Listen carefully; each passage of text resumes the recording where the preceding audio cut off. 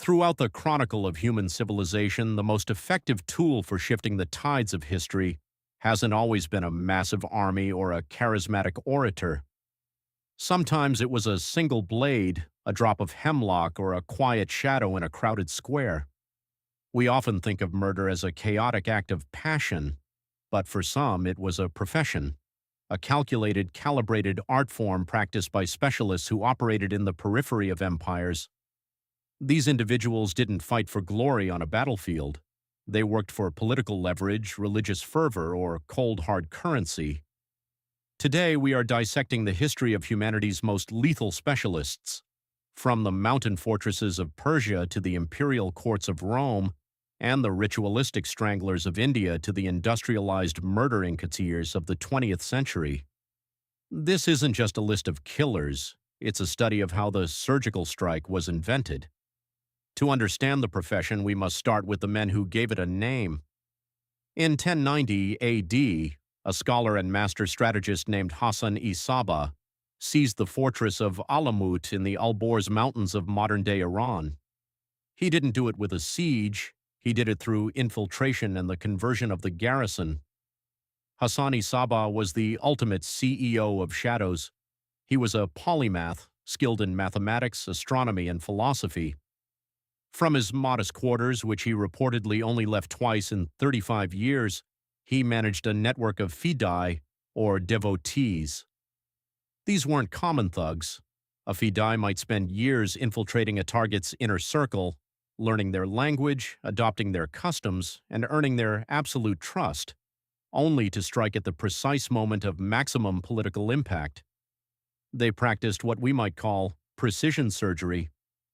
By targeting only high-profile leaders, viziers, caliphs, and crusader counts, they destabilized entire regimes while minimizing civilian casualties. The name assassin likely derives from assassiyun, meaning people faithful to the foundation of the faith. The popular myth that they were drugged-out hashashin, hashish users, was largely propaganda circulated by their enemies and later popularized by Marco Polo. In reality, their lethality came from discipline, not drugs. They were the first to prove that a small, highly motivated cell could hold entire empires hostage through psychological warfare. If the assassins were ideological warriors, Locusta of Gaul was the world's first high-stakes consultant. In the 1st century AD, Rome was a place where human resources was a lethal game.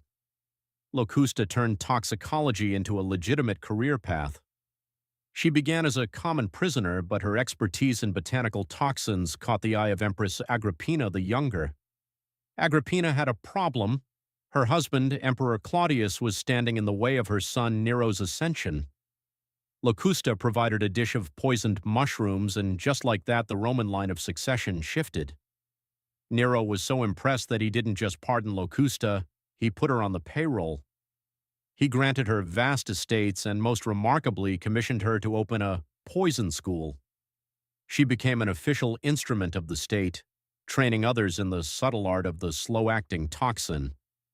Locusta's career proves a chilling historical truth.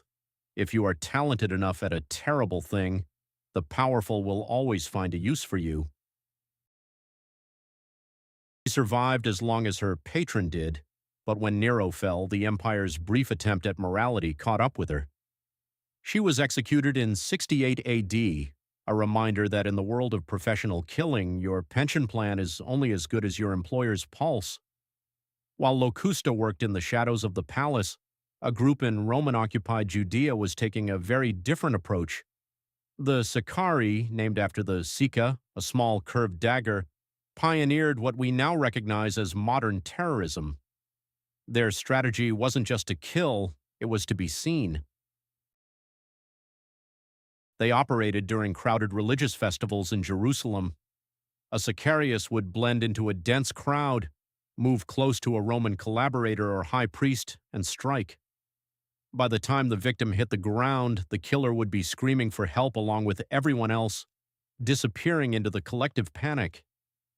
This was political theater. The goal was to create a climate of fear where no official felt safe, even in broad daylight. They were the original zealots, and their tactics, attacking in soft targets, using concealed weapons, and leveraging psychological impact, would be studied by insurgencies for the next 2 millennia. Their story ended in the dramatic siege of Masada, where rather than face Roman capture, nearly 1,000 members committed mass suicide. They left behind a linguistic legacy.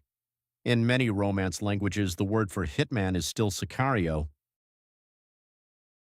No history of assassination is complete without the Vishkanya, the poison maidens of ancient India. According to the Arthashastra, these were women supposedly raised on minute doses of toxins until their very touch was lethal. While modern biology tells us the toxic kiss is largely fantasy, the Vishkanya represents something very real: the use of beauty and intimacy as a weapon. They were the original honey traps. Whether they were actually poisonous or simply experts in the subtle application of toxins during intimate moments, the legend of the Vishkanya reflects a deep-seated historical fear that the most dangerous enemy is the one you let the closest. As we moved into the 20th century, assassination lost its religious and ritualistic trappings and became a commodity. From the Sicilian Mafia's death squads to Murder Inc. in the United States, killing became a business with invoices, specialized cleanup crews, and bureaucratic efficiency. Modern hitmen like Alexander Salonik or Julio Santana stripped away the philosophy of Hassani Sabah and replaced it with market economics. Today, the professional killer is rarely a mountain-dwelling zealot. They are more likely to be a deniable asset or a freelance operative in the global gig economy of violence. Image comparing an ancient dagger to a modern silenced pistol. History shows us that as long as there is power, there will be those who seek to shorten the path to it.